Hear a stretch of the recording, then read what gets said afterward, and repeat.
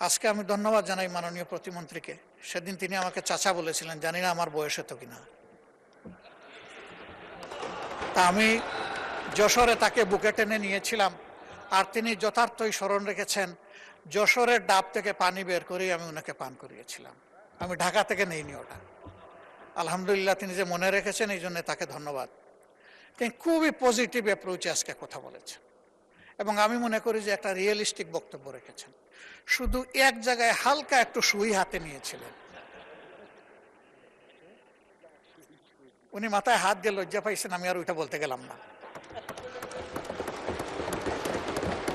আসলে চালাক লোকেরা কি বলে, একটা কঠিন গালি দেওয়ার পরে বলে যে আমি গালি দেওয়া পছন্দ করি না। যেটা আমি পছন্দ করি না এটা আমি করবই না। এই সংসদে আমরা প্রথম দিনই অনুরোধ করেছিলাম যে আমরা আসুন জনকল্যাণে কথা বলি, আমরা পরস্পরকে দোষারোপ কিংবা character assassination either party or person আমরা ওই দিকে না যাই। কিন্তু এখনো বন্ধ হয়নি। মাত্রা বোধহয় কিছু কমে এসেছে, ঠিক 8 মাত্রার ভূমিকম্প না, কিন্তু 4-5 মাত্রায় এখনো কিন্তু ভাইব্রেট করতেছে। এগুলো বন্ধ হওয়া উচিত। আমরা কনস্ট্রাকটিভ হই, সরকারি দলও কনস্ট্রাকটিভ হোক, আমরাও কনস্ট্রাকটিভ, সেইভাবে বিষয়গুলোকে আমরা রিজলভ করি।